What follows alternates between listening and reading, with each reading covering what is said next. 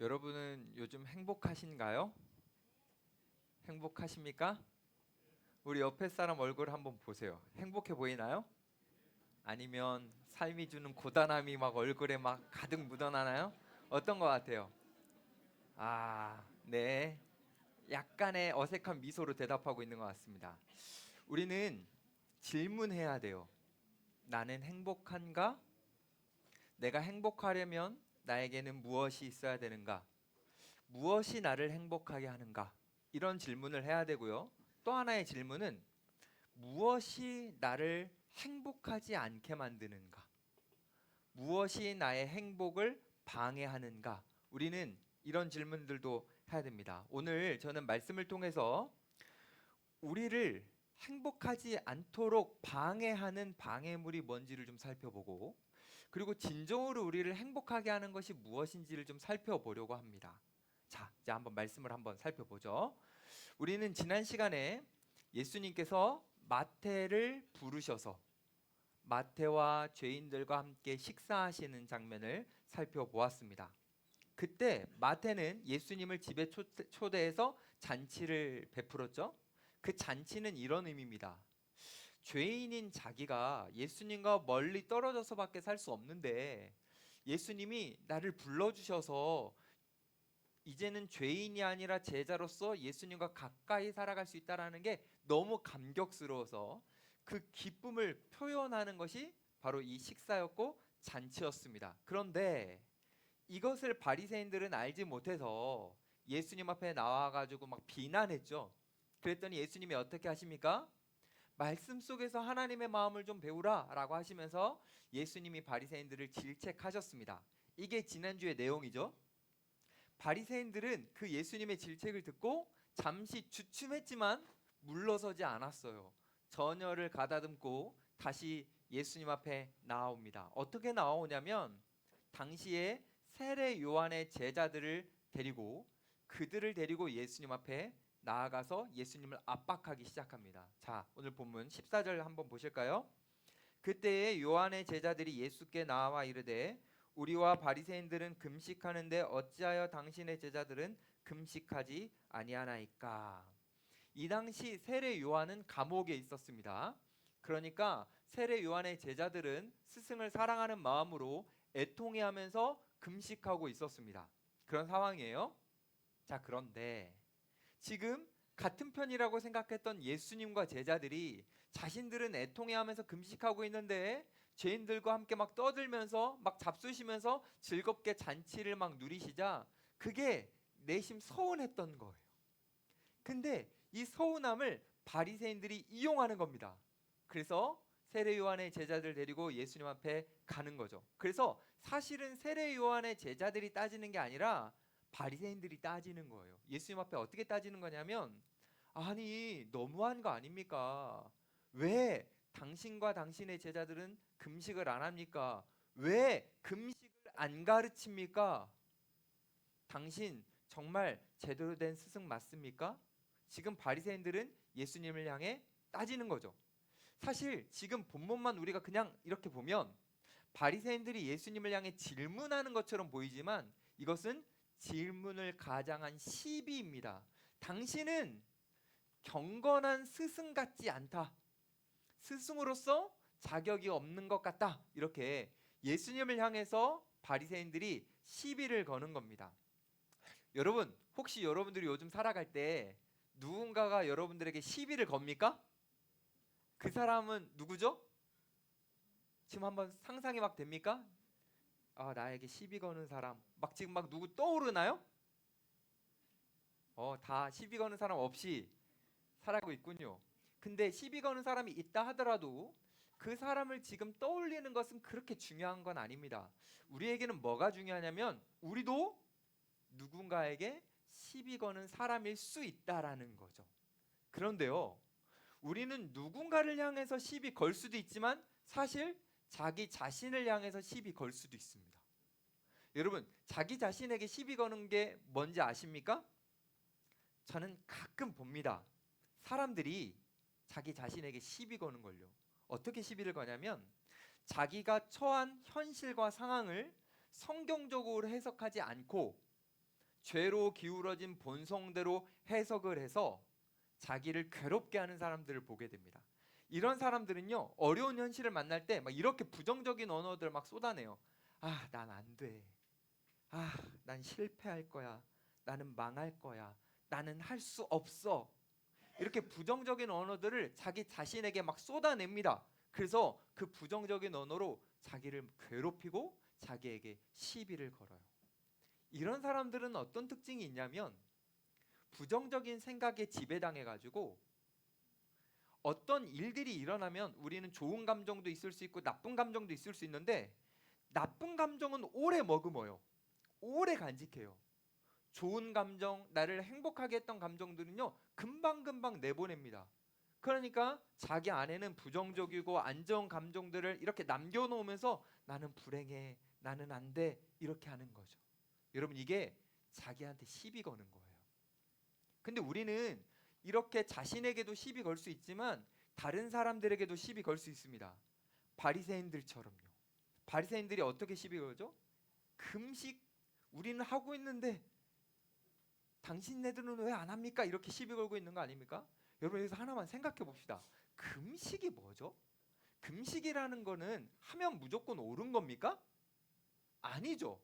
금식이라는 것은 필요한 때가 있는 거예요. 그 때에 금식하면 되는 겁니다. 그럼 여러분, 금식해야 할 때는 어떤 때일까요? 일반적으로 성경에서 말하는 금식할 때는 두 가지 정도 나오는데요. 첫 번째는 자기가 죄를 지은 것을 깨달았을 때, 그래서 그 죄가 너무 애통해서 하나님 앞에 용서를 구할 때, 그때 금식합니다. 두 번째로는 언제 금식하냐면 중요한 일을 앞두고 그 일을 나 혼자만의 힘으로 해결할 수 없을 것 같을 때, 도저히 내 능력으로는 안 되는 것 같을 때 하나님의 도우심을 구하는 그 마음을 가지고 금식하는 거예요. 그러니까 금식한다라는 건요, 어느 때 하는 거냐면 자신의 연약함이 발견될 때, 내가 연약하다고 느낄 때 금식하는 거예요. 그러니까 원래 금식은 하면 할수록 자신의 연약함을 마주하는 것이기 때문에 내 연약함을 발견할수록 다른 사람의 연약함도 보이고 그게 긍휼이 여겨지고, 금식하면 할수록 다른 사람에 대해 더 너그러워지고 더 포용력이 생기는 것이 자연스러운 겁니다. 금식하면 할수록. 그런데 바리새인들은요, 금식하면 할수록 너그러워지는 것이 아니라 더 비판적이 되고 더 사람들을 냉랭하게 다루죠. 왜 그럴까요? 금식을 잘못해서 그래요.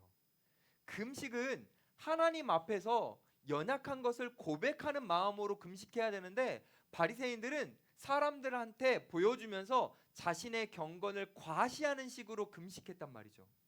그러니 잘못된 금식을 했기 때문에 예수님을 향해 이렇게 따진 거예요. 시비를 거는 거예요. 근데 여러분, 이거 바리새인들만 이렇게 할 수 있는 게 아니라 요즘 우리 시대에 살아가면서도 금식을 잘못하면 우리도 이렇게 누군가를 향해 시비를 걸 수 있습니다. 이거는 금식만의 문제가 아니에요. 여러분, 금식 잘 안 하잖아요. 그렇죠? 이건 금식만의 문제가 아니라 경건 생활을 하는 문제이기도 합니다.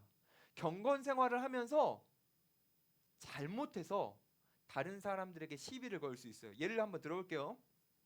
새벽 기도를 열심히 나오는 사람들, 기도를 열심히 하는 사람은 새벽 기도를 안 나오는 사람들을 향해서 뭔가 비난하는 마음을 가질 수 있어요. 그리고 매일매일 아침에 큐티하는 사람은 그걸 안 하는 사람들을 냉대할 수 있어요. 그래서 우리는 기억해야 되는 겁니다. 경건 생활하는 거 정말 중요해요. 금식하는 거 좋아요. 근데 금식하는 것만큼 중요한 것은 금식할 때 나에게 다가오는 교만한 마음을 제거하는 것이 중요합니다. 경건 생활도 마찬가지예요. 우리가 경건 생활하는 거 중요해요. 하지만 그것만큼 중요한 게 뭐냐면 경건 생활할 때 우리에게 불쑥불쑥 찾아오는 우월 의식을 우리가 그것들을 제거하는 것이 너무나 중요합니다. 그렇지 않으면 우리는 누군가에게 시비를 걸 수도 있고요. 우리 자기 자신에게 시비를 걸 수도 있고요. 우리는 교만 속에서 불행함을 느낄 수 있습니다. 저는 가끔씩 제 안에 교만이 막 불쑥불쑥 올라오는 것을 저도 보게 됩니다.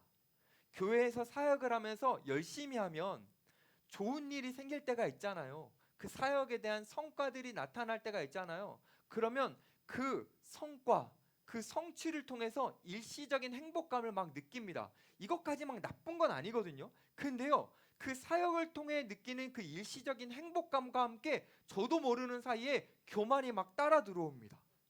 그래서 이 교만이 저를 불행하게 만드는 것을 느끼게 됩니다. 왜냐면요, 이 교만이 누군가와 선을 그어서 그 사람들 모두를 사랑하지 못하게 만들고, 이 교만이 하나님이 나에게 베풀어 주신 그 은혜의 감격을 식어버리게 만듭니다. 왜요? 내가 열심히 했고, 내가 노력했고, 내가 최선을 다해서 어떤 결과물이 생기는 것 같으니까 하나님이 하신 거에 대한 은혜의 감격이 점점 사라져서 제 마음에 뭐가 생기는 줄 아세요? 불행이 생깁니다. 행복해지지 않는 거예요. 사랑하는 여러분, 하나만 짚고 넘어갑시다. 최선을 다해서 살아간다고 해서 행복한 거 아니에요. 신앙생활 열심히 한다고 해서 행복한 거 아닙니다. 하나님의 은혜에 감격할 수 있어야 됩니다. 그분이 나를 사랑해 주시는 것에 내가 기뻐할 수 있어야 됩니다. 그 사랑을 내가 지금 누릴 수 있어야 됩니다. 내게 찾아오는 교만과 우월의식들을 내가 제거하고 주님의 은혜 앞에 잠잠히 잠길 때에, 그때 우리는 비로소 진정으로 행복할 수 있습니다. 나 자신에게나 다른 사람들에게 시비 거는 인생은 불행한 겁니다. 그렇게 해서는 안 돼요. 나를 사랑하고 이웃들을 사랑할 수 있을 때 우린 그때 행복하게 되는 겁니다. 기억해 봅시다. 시비 거는 인생 불행해진다라는 거. 시비 건다라는 건 우리를 불행하게 만든다라는 거. 근데요, 이것만 우리를 불행하게 만드는 것이 아니라 때를 알지 못하고 살아가는 것도 우리를 불행하게 만듭니다. 우리가 살아가다 보면 때라는 게 있어요. 웃을 때가 있고 슬퍼할 때가 있죠. 그럼 때라는 게 있습니다. 그럴 때 그 때에 맞춰서 우리가 행동하는 것은 너무너무 중요해요. 근데 바리새인들은 그 때를 몰랐습니다. 그래서 때에 맞지 않은 말을 하고 행동을 하는 거예요. 그래서 예수님이 이 바리새인들에게 말씀하세요. 15절 볼까요? 예수께서 그들에게 이르시되 혼인집 손님들이 신랑과 함께 있을 동안에 슬퍼할 수 있느냐?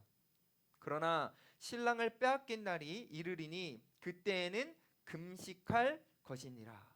지금 예수님 때에 대해서 말씀하시면서 이렇게 말씀하시는 거예요.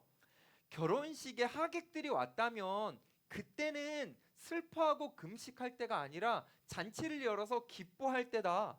잔치를 열어서 즐거워하는 것이 마땅한 때다. 이렇게 말씀하시는 거죠. 여러분, 요즘 우리 시대에 결혼식을 하면 그 부부가 된 남자와 여자는 어떻게 하죠? 바로 신혼여행을 가죠. 그렇죠? 근데 예수님 시대는 신혼여행 안 갔어요. 결혼식을 하면 어떻게 하냐면 잔치를 일주일 정도 열고 많은 사람들을 초대해서 일주일간 즐깁니다. 그게 문화였어요. 근데 여러분, 이 결혼이라는 게 일생에 한 번이잖아요. 그러니까 이 남자와 여자는 일생에 딱 한 번 사람들, 좋아하는 사람들 다 불러서 즐겁게 누릴 수 있는 일생에 딱 한 번이기 때문에 이때를 잘 즐겨야 되는 겁니다. 자, 그런데 만약에 막 결혼식이 있었고 사람들이 막 다 행복하고 있는데 갑자기 어떤 사람들이 막 들이닥쳐 가지고 아니 왜 지금 막 음식을 먹고 있냐고, 금식해야 될 때 아니냐고, 이렇게 잔치집의 분위기를 막 바꿔버린다면 여러분, 그러면 어떻습니까? 불편하죠. 이건 너무 상식적으로 안 맞는 행동인 거죠. 그렇죠? 이거는 잔치를 즐기고 있는 사람들, 행복해하고 있는 사람들에게 불행함을 막 주는 거죠. 그걸 누가 한 거죠? 바리새인들이 한 거죠. 예수님과 죄인들이 식사를 하고 있을 때에, 행복해하고 있을 때 때를 알지 못해가지고 바리새인들이 불행함을 막 주려고 한 거예요. 사랑하는 여러분, 지금 예수님과 제자들과 죄인들이 식사하고 있는 이 때가 도대체 어떤 때이길래 잔치를 하는 겁니까? 이 때가 얼마나 중요한 때냐면요, 구약 성경 여러분 읽다 보면 되게 길게 느껴지죠. 그 구약 성경을 꽉 요약하면 한마디로 이런 거예요. 오실 메시아. 근데 그 많은 수많은 선지자들과 예언자들이 그 오실 메시아를 기대하면서 성경을 썼는데 그분이 오셨어요. 그분이 오셔서 하나님과 멀어진 죄인들과 화해를 시켜주시고, 마치 호세아서에 나오는 것처럼 하나님을 배반한 신부인 이스라엘 백성들이 신랑이 다시 찾아옴으로 말미암아 관계가 회복되고 사랑을 누리고 진정으로 행복을 누릴 수 있는 그때가 예수님이 오신, 지금 죄인들과 잔치를 베풀으신 이때란 말이죠. 그렇게 오래 기다렸던 때, 그때. 그러니 얼마나 기쁜 순간입니까? 얼마나 행복한 순간입니까? 이게요, 마치 어떤 순간인 것 같으냐면요, 고아원이 있어요. 아이들이 항상 우리 부모님은 나를 만나러 올까? 언젠가는 온다고 했는데 왜 이렇게 오지는 않을까? 그렇게 하면 슬퍼하고 있을 때 어느 순간 소식이 들린 거예요. 야, 너네 부모님 너 이제 너 데리러 온대. 너랑 같이 살려고 온대. 근데 멀리서 봤더니 그 부모님이 막 걸어와. 오더니 막 나를 안아줘. 여러분, 고아가 부모를, 그렇게 애타게 기다린 부모를 만난 순간과 마찬가지. 예수님이 죄인들과 함께 어우르셔서 용납해 주시고 식사해 주시는 이건요, 너무너무나 기쁜 순간이죠. 아니, 어떻게 이런 순간에 기뻐하지 않을 수 있고, 어떻게 이런 순간에 금식을 해야 되는 거, 말이 안 되는 거잖아요. 이거를 안다면, 이 은혜를 느꼈다면 당연히 기뻐하고 즐거워해야 되는 겁니다. 그런데 여러분, 그거 아세요? 이 기쁨이 여러분들에게도 주어졌다라는 거. 하나님 없이 죄로 인해 비참하게 살아갈 우리 모두에게, 여러분들에게 주님이 찾아오셨고 복음으로 만나 주셨고 여러분들에게 복음을 심어 주셨고 여러분들과 함께 영원히 하겠다고 약속해 주셨잖아요. 그러면 여러분들도 당연히 예수님으로 인해 기뻐하는 것이 마땅한 겁니다. 그러니 제가 여러분들에게 이렇게 물어보고 싶어요. 여러분들은 기쁜가요? 여러분들은 일상 속에서 행복해하고 있습니까? 여러분들은 예수님이 여러분들과 함께 만나 주신 이 놀라운 사건이 기쁨으로 느껴지나요? 만약에 그게 아니라면 다시 시작해야 돼요. 다시 십자가의 그 예수님의 은혜를 묵상해 보면서 나를 찾아와 주신, 나와 함께 해 주신 그 예수님의 은혜를 우리는 곱씹고, 우리 안에 점점 소멸되어서 사라진 것 같은 원래 예수님을 처음 만났을 때 그 기쁨과 감격을 우리는 다시 회복해야 됩니다. 왜냐하면 우리 주님은 여러분들이 행복하기를 바라시기 때문이에요. 우리 하나님은요, 여러분들이 행복하기를 바라셔서 여러분들의 생일에 여러분들이 태어나게 하셨습니다. 여러분들이 행복하기를 바라셔서 여러분들을 구원하셨습니다. 주님은요, 여러분들이 행복하기를 바라셔서 여러분들과 함께 하시는 겁니다. 근데 행복을 놓친다면 말이 안 되는 거죠. 여러분, 주님이 여러분들과 함께 하신다는 이것이 얼마나 행복한 건지 아십니까? 이 행복은요, 내가 좋아하는 영화 좀 보고 내가 먹고 싶어 했던 그 맛있는 음식 먹는 거랑 차원이 다른 겁니다. 내가 즐기고 싶었던 그 취미 생활 하는 것과도 다른 거죠. 내가 친구들과 함께 가고 싶었던 그 해외여행 갔다 오는 것과도 차원이 다른 겁니다. 우리가 예수님과 함께 한다라는 건요, 그 수준을 훨씬 능가하는 너무너무 큰 행복입니다. 제가 이거를 좀 비유해 보고 싶어서 제가 이야기를 하나 나눠볼게요. 여러분, 우리의 인생은 여러 가지로 비유할 수 있는데 저번에는 길이라는 것으로 여러분들에게 한번 비유한 적이 있어요. 오늘은 그림으로 한번 비유해 볼게요. 그림. 우리의 인생은 그림을 그리는 것이다. 그래서 모든 사람들은 다 자신의 인생이 작품이 되기를 바라서 아름답게 그리고 싶어 합니다. 근데 문제는 뭐냐면 우리는 불행하게도 우리의 인생이라는 그림을 아름답게 그릴 수가 없어요. 왜일까요, 여러분? 죄로 인해 망가졌기 때문이에요. 우리는 죄를 지었기 때문이에요. 그러니까 아무리 노력하고 여러분들이 세상에 나가서 아무리 스펙을 쌓아도 여러분의 인생은 아름다운 작품이 될 수 없는 겁니다. 그런데 놀라운 일이 일어난 거예요. 우리가 그림을 그리면서 작품을 망가뜨리고 있을 때에 예수님이라는 전능한 분이 우리에게 찾아오셔서 우리를 그려주세요. 그분이 어떤 능력으로 우리의 인생을 그리시냐면 이 세상을 창조하신 창조의 능력으로 우리의 손을 잡으셔서 우리의 인생을 그려가시는 거예요. 그래서 우리가 새 창조가 되어 우리의 인생은 지금은 볼품 없을 줄 모르지만 예수님과 계속 함께하는 순간 우리의 인생은 작품이 되는 거예요. 그게 성경이 우리에게 주는 약속입니다. 약속. 근데 여러분 아시죠? 우리는 어떻게 살아갑니까? 주님이 우리와 함께 하시면서 우리의 인생을 작품으로 만들어 주시려고 하는데 우리는 그 주님을 거부하고 우리는 세상 속으로 나아가 가지고 우리가 스스로 우리의 인생을 막 작품처럼 그려보고 싶어서 어떻게 합니까? 이것도 칠해보고 저것도 칠해보고. 근데 그게 다 오물이잖아요. 우리를 망치는 거잖아요. 우리를 괴롭히는 거잖아요. 우리는 얼마나 인식할지는 모르지만 상상할 수 없을 정도로 우리는 우리의 인생을 망가뜨렸습니다. 이미 죄를 지어서요. 그런데 주님은 이 망가진 우리의 인생 가운데 오셔서 우리와 함께 하시며 우리의 인생을 다시 그리신다니까요. 내가 막 검은색으로 막 칠했는데 주님은 그걸 살살살살 해가지고 그게 놀라운 작품이 되게 하시는 거예요. 이걸 다르게 표현해 볼게요. 우리는요, 행복해 보고 싶어서 세상에 나가서 열심히 함으로 행복이 아니라 불행함을 계속 끌어안는데 주님은 우리와 함께 하심을 통해서 우리 안에 있는 불행함을 제거하시고 주님이 갖고 계셨던 그 행복을 우리에게 주십니다. 그러니 우리가 주님과 함께 한다는 것은 너무나 영광스러운 일이자 함께 한다는 것은 행복한 일이에요. 여러분 다시 질문해 볼게요. 여러분들은 행복하십니까? 이제 뭔가 아니라고 말하기 애매해졌죠. 초반에는 아니요 이렇게 편하게 할 수 있었는데 그렇죠? 근데 여러분 우리가 행복하지 않을 수 있습니다. 왜냐하면 우리가 살아가면서 슬퍼해야 될 때도 있으니까요. 예수님은 바리새인들의 질문에 뭐라고 대답하셨냐면 금식해야 될 때도 있다.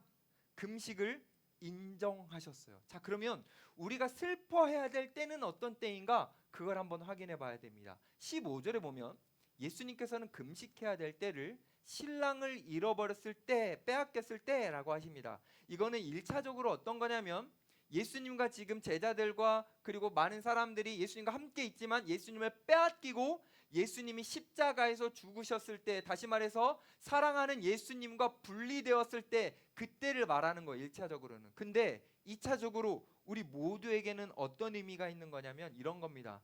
우리는 예수님을 믿는 순간 그냥 지식적으로 동의하는 거 말고요, 인격적으로 받아들이며 그분을 향해 전인적으로 충성까지 하는 진정으로 예수님을 믿는 그 순간 우리는 세례의 의미처럼 예수님과 하나 됩니다.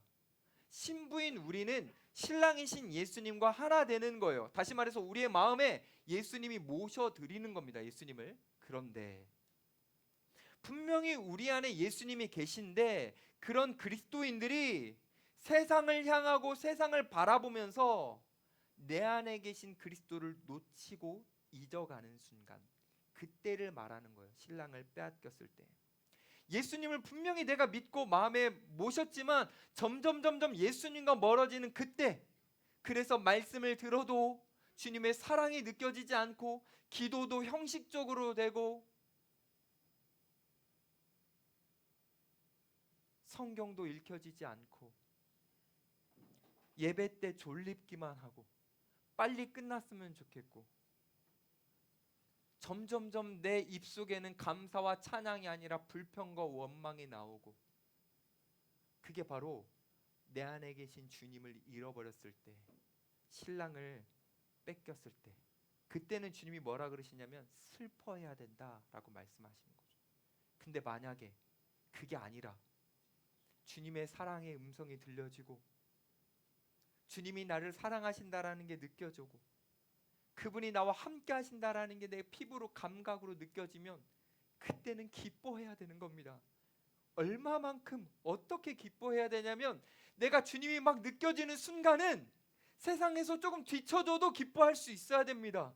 세상에서 내가 어떤 성공하지 못해도 그래도 기뻐할 수 있습니다. 내가 좋은 직장에 가지 못해도, 좋은 집에 살지 못해도, 좋은 차를 타지 못해도 주님과 내가 함께하고 있다는 걸 내가 느끼면 그때는 기뻐해야 됩니다. 근데 반대로요, 세상에서 아무리 잘 나가도 내 심령이 메말라져서 주님을 사랑하는 것 같지 않으면 그때는 슬퍼하고 애통해야 되는 겁니다. 여러분, 이 때를 알아야 되는 거예요. 이 때를 모르고 자기 방식대로만 살아가면 불행해지는 겁니다. 저는 우리 청년들을 위해 기도할 때 이렇게 기도해요. 하나님, 우리 청년들이 영적인 좀 눈이 떠지게 해주십시오. 지금 자신이 어떤 상황인지를 영적으로 좀 보게 해주십시오. 너무 현실적인 눈만 떠서 내가 이거 지금 스펙 안 쌓으면 내가 커리어적으로 너무 힘든 거 아닌가? 이런 것만 눈 뜨는 게 아니라 내가 지금 영적으로 어떤 상태인지 좀 눈 뜨게 해주셔서 우리 청년들이 눈이 떠서 슬퍼해야 될 때라면 슬퍼하면서 주님 앞에 나아가고, 기뻐해야 될 때라면 세상에 주눅들지 않고 살아가는 그런 청년들이 되도록 기도합니다. 사랑하는 여러분, 세상이 우리에게 주는 기준과 평가에 여러분 따라가지 마시고요.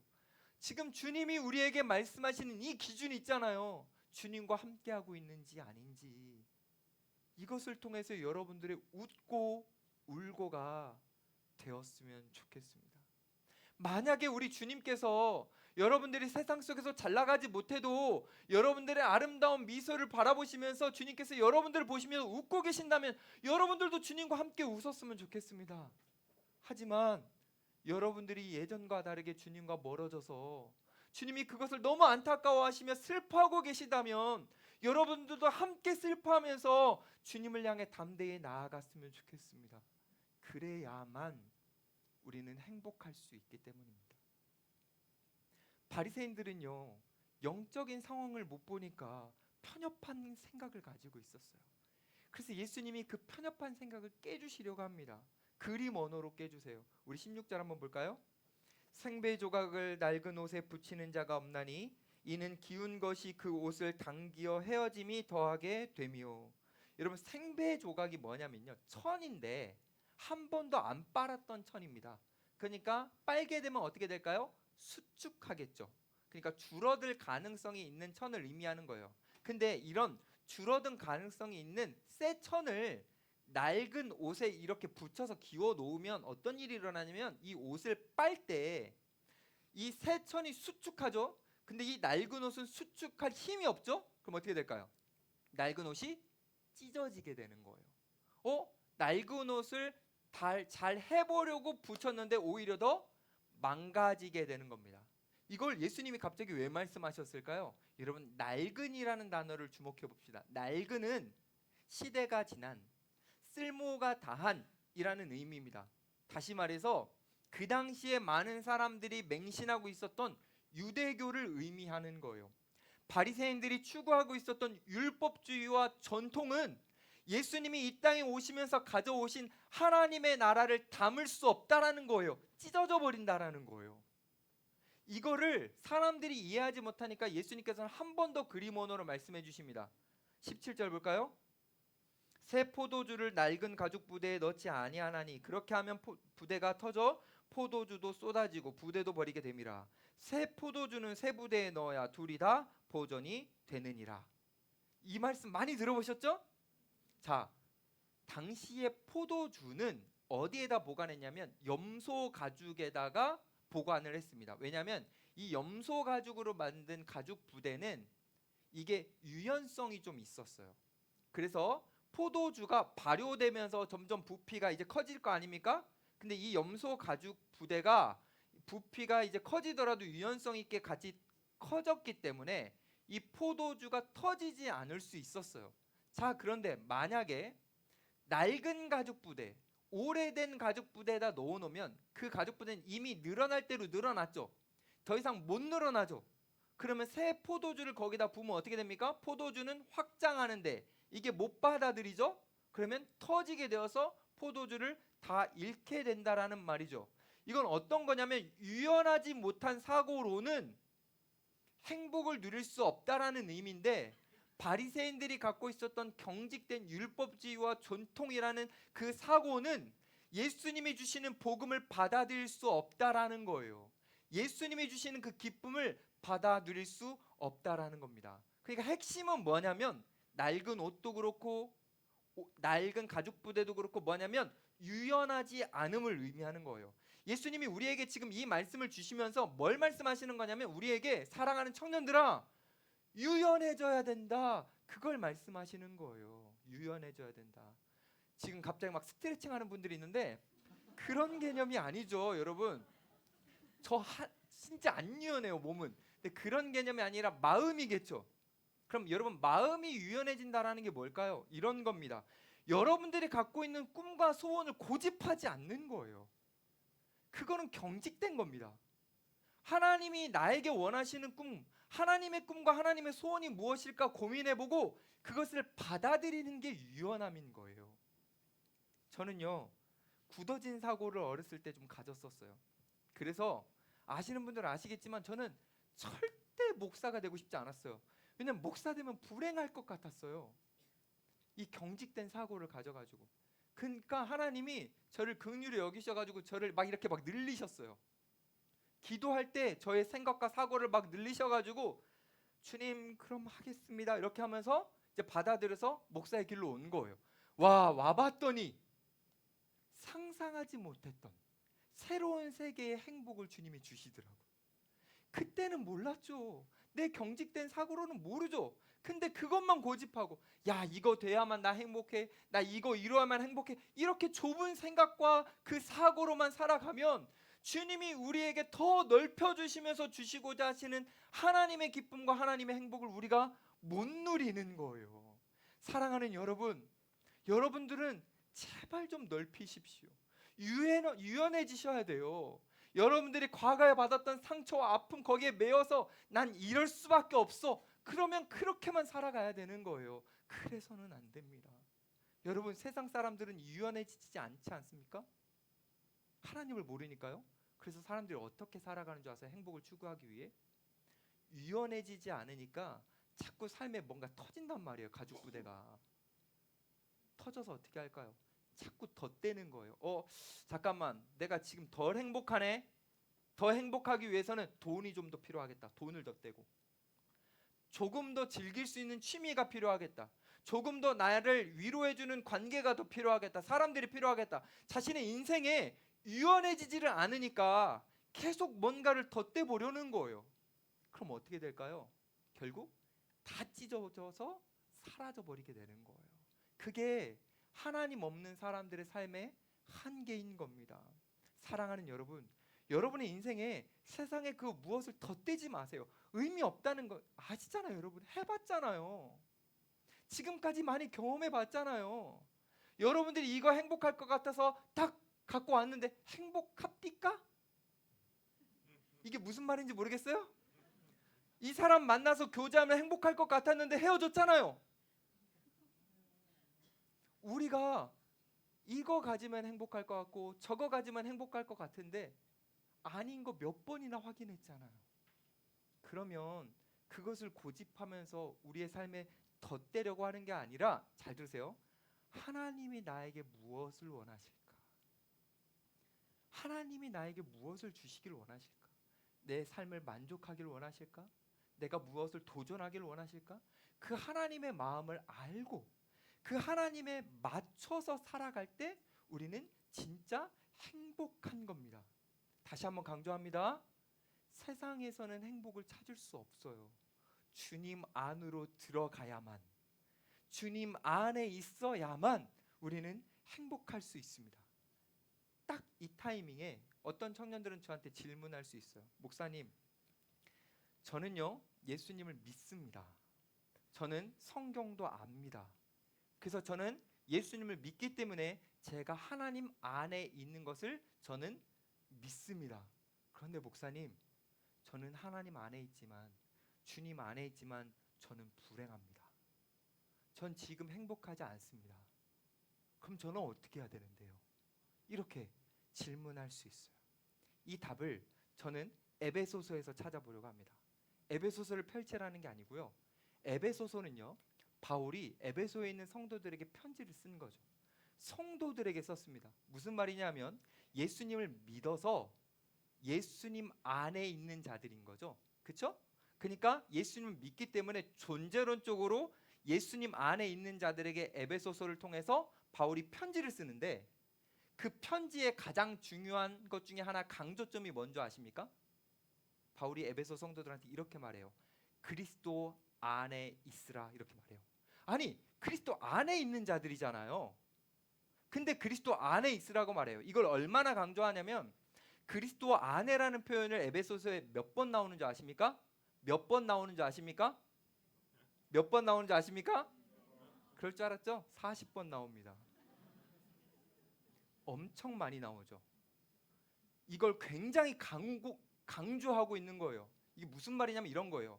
예수님 믿으면요, 우리는 존재론적으로 예수님 안에 거하게 됩니다. 자, 그런데요, 우리의 생각과 우리의 행동은 예수님 밖에 있을 수 있습니다. 그래서 그렇게 살고 있는 성도들에게 바울이 권면한 거예요. 예수 안에 들어가야 된다고요. 자, 여러분, 우리가요, 예수님 안에 있어야만 행복하다라는 건 지금 좀 전까지 살펴봤죠? 그러면 우리는 그냥 예수님 믿어라는 존재론적으로만 거기 넣어놓는 게 아니라요, 우리의 생활과 삶과 우리의 가치와 삶의 목적까지도 다 예수님 안에 들어가야 됩니다. 그래야만 우리가 행복할 수 있어요. 우리가 예수님을 믿는데 왜 불행하냐면 생각과 가치와 해석과 우리의 모든 행동이 예수님 밖에 있기 때문입니다. 존재만 거기에 넣어놓기 때문이에요. 우리가 세상 안에 있기 때문인 거죠.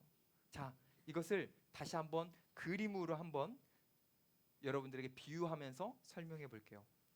우리는 인생이라는 그림을 그립니다. 그 작품을 만들어 가고 싶은 거예요.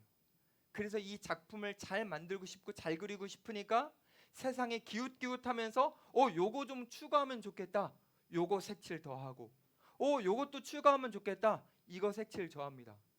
근데요, 희한하게 이게 이상해져요. 인생이 작품이 안 되는 거예요. 그러니까 나는 내 인생을 잘 살고 싶은데 왜 또 떨어지지?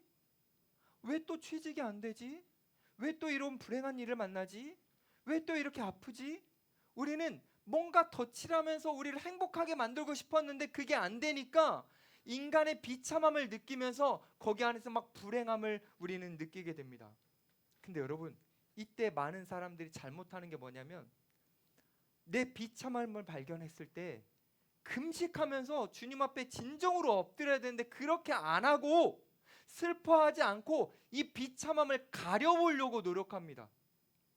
그래서 괜찮은 사람인 것처럼 세상의 것을 더 끌어모읍니다.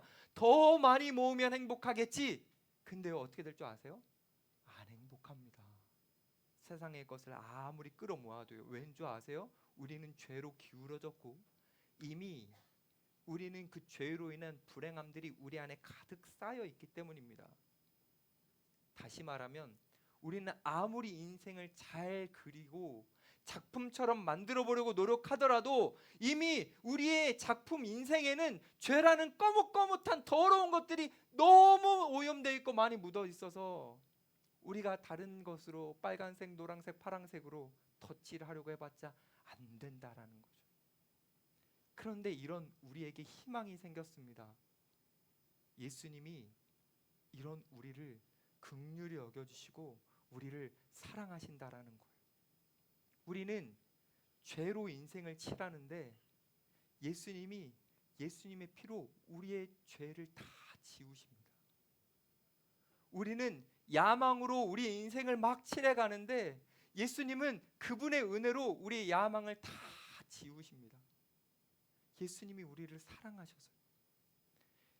우리가요, 인생을 살면서 행복하고 싶어서 노력하는 그것들이 우리를 실수하게 만들고 우리를 실패하게 만드는데요, 주님은요, 우리를 사랑하셔서 우리의 실패를 수습하시고 우리를 회복시키십니다. 여러분, 주님이 여러분을 얼마나 사랑하는지 아십니까? 우리는요, 행복해 보고 싶어서 주님 여기 있으면 한 걸음 세상을 향해 나갑니다. 그러면 주님이요, 우리를 너무 사랑하셔서 우리에게 한 걸음 다가오십니다. 우리는 그것도 모르고 또 행복을 위해서 세상으로 한 걸음 더 나갑니다.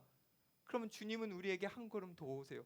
그렇게 술래잡기처럼 우리는 세상으로 점점 나아가고 죄로 점점 나아갈 때에 주님은 우리를 사랑하셔서 우리를 보호하시려고 우리에게 한 걸음 한 걸음 더 오셔서 주님이 어디까지 가셨습니까?